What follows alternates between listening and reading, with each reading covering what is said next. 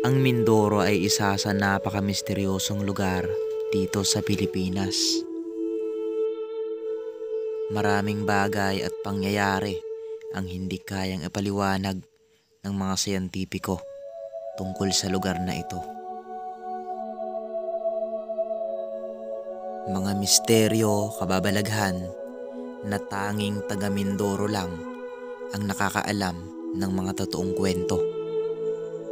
Ako si Mr. Kalahi. Samahan niyo akong libutin at tuklasin ang mga kakaibang bagay dito sa Occidental Mindoro.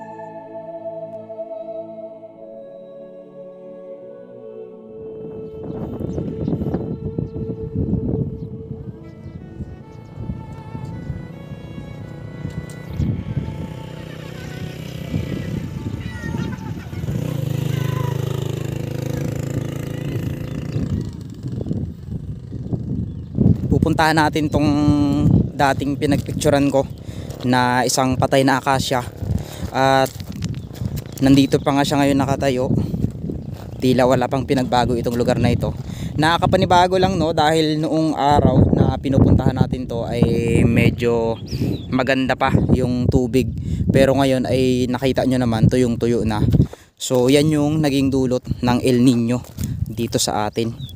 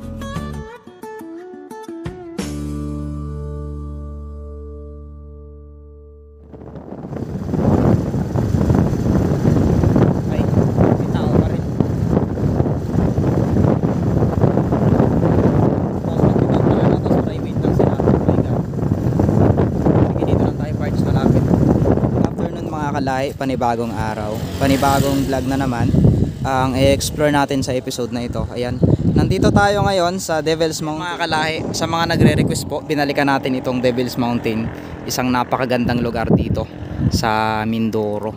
Ayan, kung saan ay pupunta tayo sa baba ng tulay na ito at ipapakita natin yung napakagandang view dito sa atin. Grabe.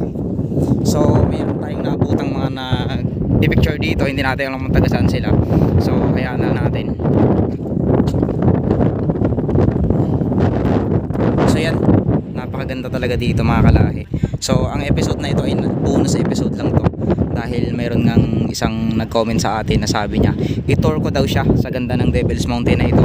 At syempre hindi natin binigo yung kanyang hiling at medyo malakas pa ngayong hangin, pasensya na. Ayan.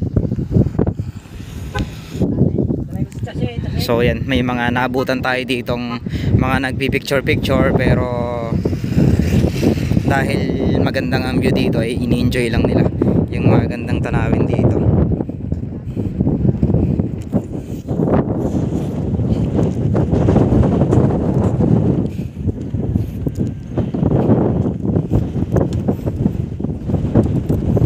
Nakalahi muli kasama natin si Bart Saba upang samahan tayo na puntahan itong napakagandang tulay na ito. So yan, dahil dyan bababa tayo dito para mas makita natin yung magandang view. So dito tayo ngayon. Ay grabe, ganda naman kasi dito. Kaya hindi mo rin maiwasan na kahit wala ng tubig dito ay patuloy pa rin tinatangkilik ng mga turista na nanggagaling pa sa iba-ibang lugar itong napakagandang Devil's Mountain na ito. Bago tayo makarating dito ay kailangan nating bumaba sa recrap upang marating natin to. Wow, grabe. Yan do. Wow. So yan mga kalahi, ito na yung view kapag nasa baba ka na ng tulay ng Naitan. Ay ang ganda naman. Grabe, ang laki na ng pinagbago. So mas maganda siguro dito kung halimbawa may tubig to. Ay grabe, ibang klase. Ang ganda ng sunset. So yan mga kalahi, meron kasing nag-comment din sa atin na what if daw yung mga nakikita natin na yan ay talagang mga higante yan na natutulog lang at balang araw ay magiging isa itong makasalamuha sa atin. Yun lang naman yung sabi. Curious lang din naman ako kasi kung mapapansin nyo kahit saan sulok kayo ng bundok pumunta ay makikita nyo dito sa atin yung mga formation na talagang mukhang tao. Kung mapapansin nyo nga naman, ayan o, parang matangos na ilong. Ay,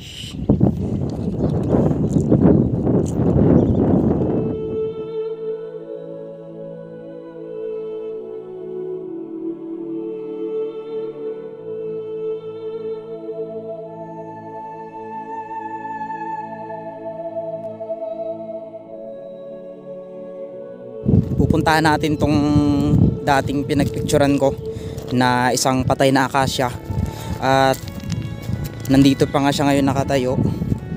Tila wala pang pinagbago itong lugar na ito.